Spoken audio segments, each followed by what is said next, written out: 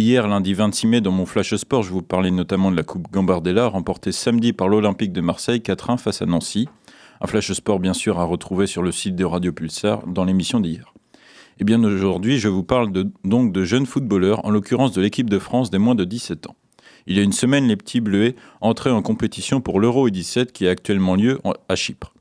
Une catégorie d'âge dans laquelle les jeunes Français ont excellé les années précédentes. En 2022, la génération 2005, menée par Warren Zaïre-Emery, Mathys Tel et aussi Elias Zidane, avait remporté l'Euro. Je vous reparlerai d'ailleurs de cette génération dans quelques instants.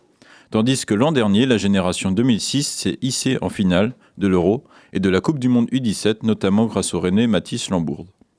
Vous comprenez donc que cette année encore, la pression était grande sur les épaules du sélectionneur José Alcocer et ses hommes.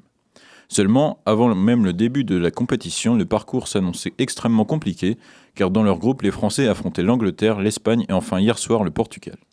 Mardi dernier, tout avait très mal commencé face aux Anglais avec une défaite 4-0, mais logique dans le contenu du match. Les petits bleuets ont su se relever en gagnant 1-0 face à l'Espagne.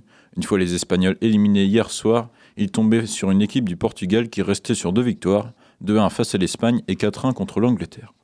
Une rencontre qui s'annonçait mal et pourtant, les U17 se sont imposés 2-1. Malheureusement, ça ne suffira pas pour sortir des phases de groupe, car dans un même temps, l'Angleterre a battu 3-1 l'Espagne. Au goal average, les Français prennent la 3e place avec 2 victoires comme les Anglais et les Portugais.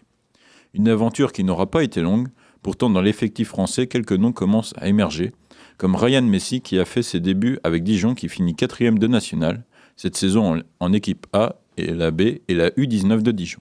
Il a inscrit 5 buts en 17 matchs. En équipe de France, il a marqué 4 buts sur les matchs de qualification pour l'Euro. Il n'en faut pas plus pour voir son nom courtisé par des gros clubs de Ligue 1, notamment, et en s'appelant Messi, cela attire. Cependant, il n'est pas le seul en équipe de France U17, il y a aussi les Marseillais Yanis Selami, Daryl Bacola et Enzo Sternal qui performent en club. Ils ont contribué au titre de l'Olympique de Marseille en Coupe Gambardella, bien qu'ils ne puissent être présents pour la finale. Bref, le parcours s'arrête bien vite, mais il ne faut pas leur en vouloir car il s'agit de l'une des plus jeunes catégories d'âge en équipe de France et les joueurs se connaissent très peu, contrairement aux autres nations présentes dans leur groupe. Ils sont encore jeunes, il y aura plus d'intérêt autour de l'Euro U19 en Irlande du Nord la seconde moitié de juillet, après les A. Les U19 français étant la génération 2005, championne d'Europe des moins de 17 ans, Mathys Tel performant avec le Bayern Munich pourrait aider ses jeunes amis.